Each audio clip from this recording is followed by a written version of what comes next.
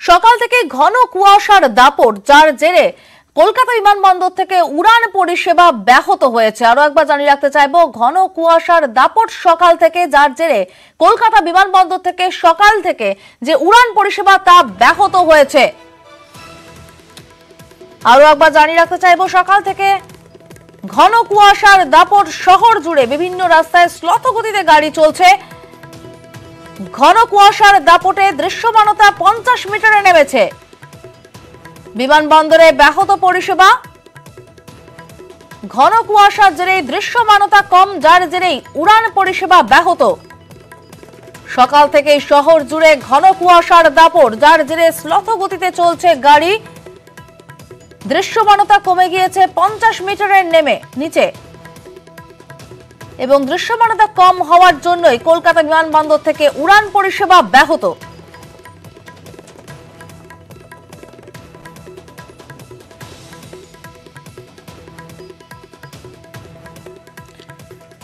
সল্টলেকের ছবি দেখতে পাচ্ছেন, ঘন কুয়াশায় কিছু দেখতে পাওয়াই দায়।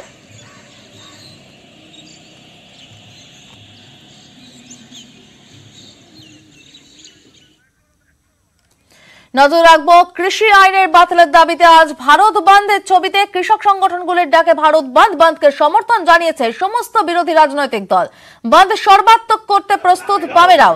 কৃষিকে ভিত্তি করে হারানো জমি ফিরে পেতে মরিয়া বাম দলগুলি। কৃষক সংগঠন ভারতীয় কিষাণ ইউনিয়নের অবশ্য দাবি, বন্ধ ডেকে যাত্রী হয়রানির কোনো উদ্দেশ্য তাদের নেই।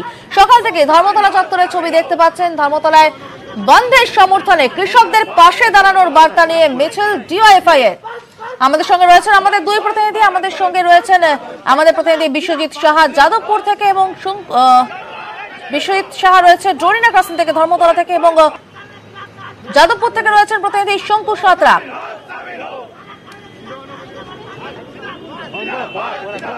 আমরা প্রথমে চলে যাব বিশ্বজিতের কাছে। বিশ্বজিৎ, কি ছবি দেখতে পাচ্ছ সকাল থেকে?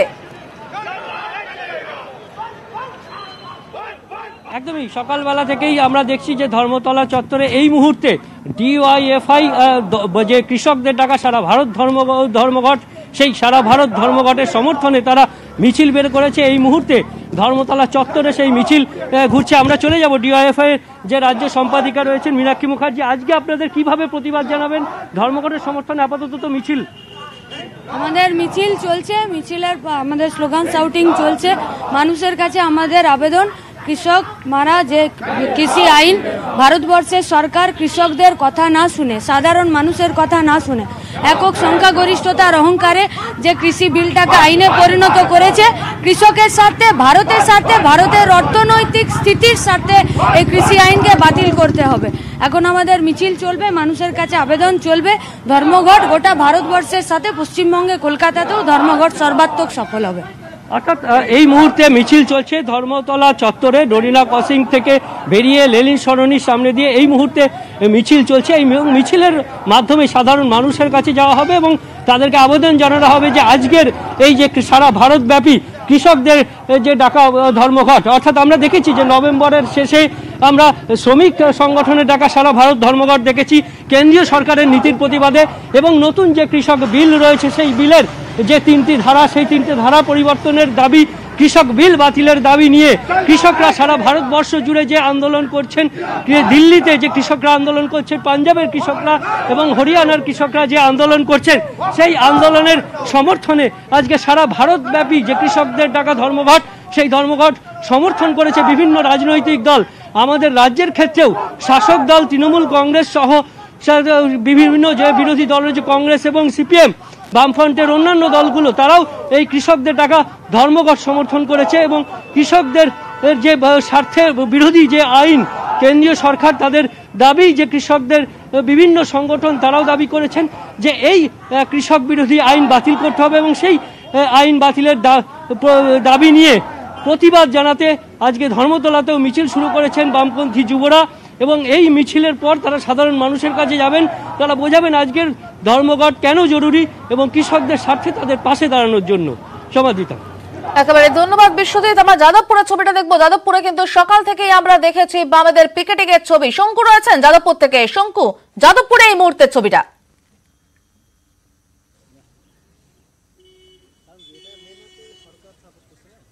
চলে এসেছি একেবারে গড়িয়া মোড়ে আসার পর এখানে কিন্তু পরিষ্কারভাবে দেখা যাচ্ছে যে সকালবেলা মানুষজন যেভাবে বেরোয় ঠিক সেইভাবেই বেরিয়েছে সকাল 7:30টার সময় এবং বাস থেকে আরম্ভ করে সমস্ত কিছু চলছে।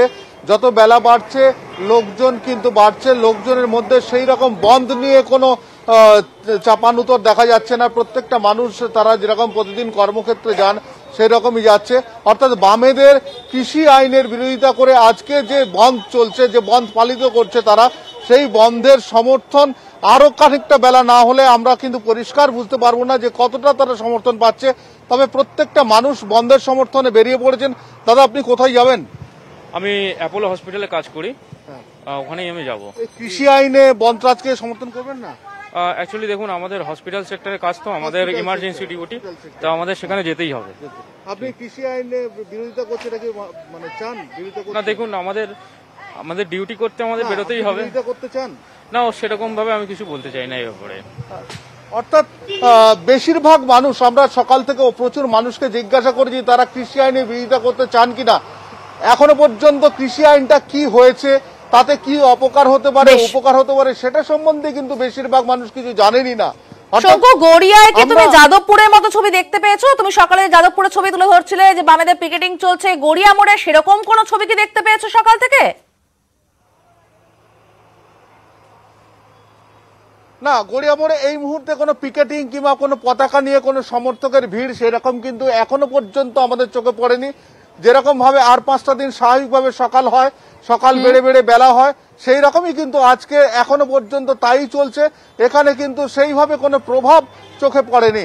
সমাদৃতা, ধন্যবাদ শঙ্কু। যাদবপুর ডরিনা ক্রসিং শ্যামবাজারের ছবি দেখতে পাচ্ছেন উল্টোডাঙ্গার ছবি।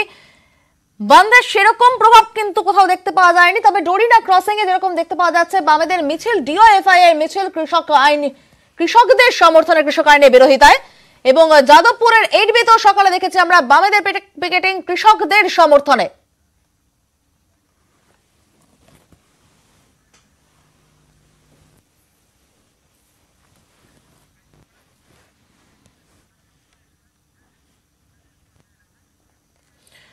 কৃষি আইন বাতিলের দাবিতে আজ ভারত বন্ধ। কৃষক সংগঠনগুলির বন্ধকে সমর্থন জানিয়েছে সমস্ত বিরোধী রাজনৈতিক দল এবং সকাল থেকে দেখতে পাওয়া যাচ্ছে বন্ধের সমর্থনে রাস্তায় নেমেছে বাম দলগুলি। মূলত 3টি আইন নিয়ে আপত্তি জানিয়েছিলেন কৃষকেরা। প্রথমত, সংশোধিত অত্যাবশ্যকীয় পণ্য আইনের আওতায় আলু, পেঁয়াজ, ডাল, দানাশস্য, তৈলবীজ প্রভৃতিকে অত্যাবশ্যক পণ্যের তালিকা থেকে বাদ দেওয়া হয়েছে।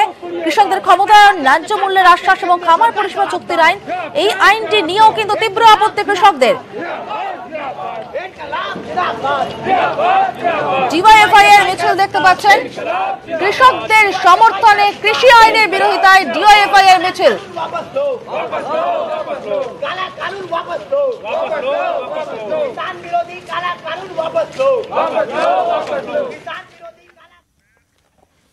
এবার নজর রাখবো উত্তরবঙ্গে, কারণ বিজেপির উত্তরকন্যা অভিযানে যে মৃত্যু হয়েছে তার প্রতিবাদে আজ বিজেপির ডাকে 12 ঘন্টার উত্তরবঙ্গ বন্ধ। কোচবিহারে বাস আটকে বিজেপি কর্মীদের বিক্ষোভ সকাল সকাল।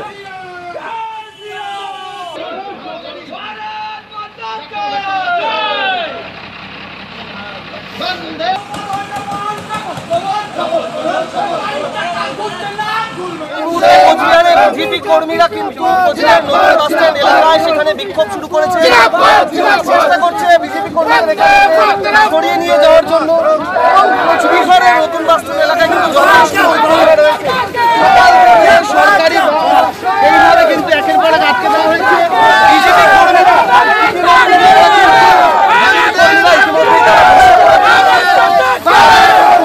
ভিতরে এখান থেকে কিন্তু নিয়ে যাওয়া শুরু হয়েছে।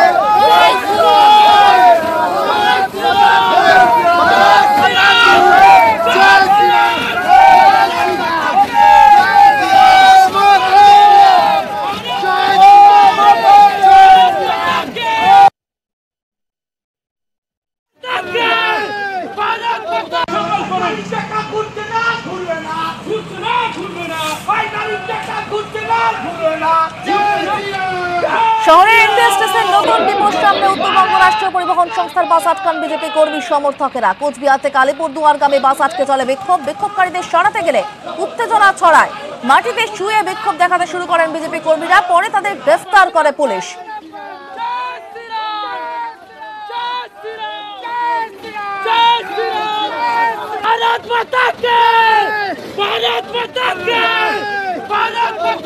বিজেপির উত্তরকন্যা অভিযানে উড়েন রায়ের মৃত্যু, বিজেপি কর্মীর মৃত্যু এবং তারই প্রতিবাদে আজ বিজেপির ডাকে 12 ঘন্টার উত্তরবঙ্গ বন্ধ।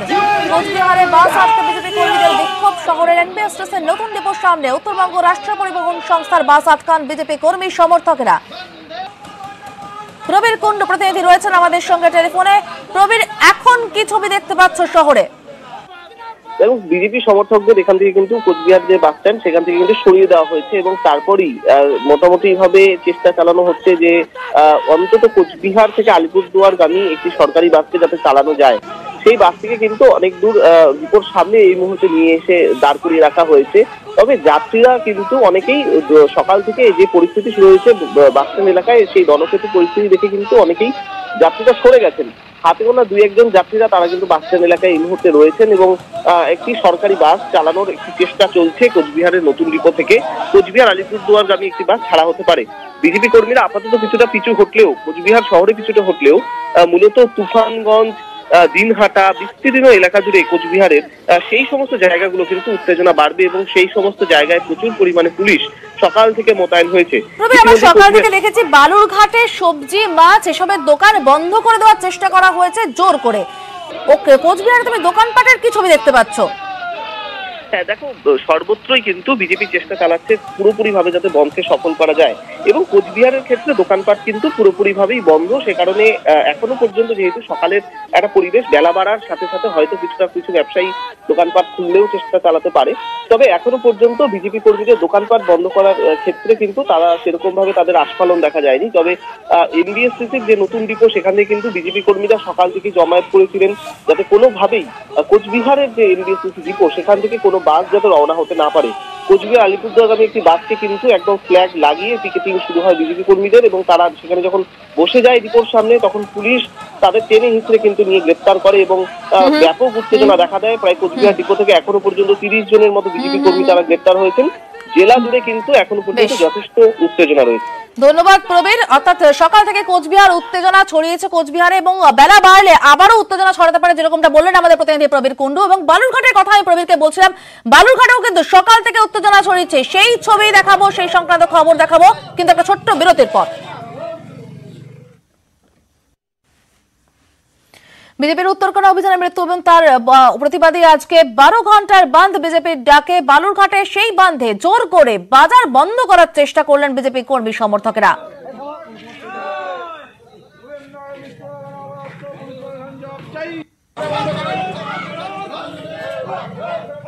ঠিক কি পরিস্থিতি তৈরি হয় আমরা জানবো আমাদের প্রতিনিধি অনুপের কাছ থেকে। অনুপ, সকাল সকালে বড় বাজারে ঠিক কি পরিস্থিতি তৈরি হয়?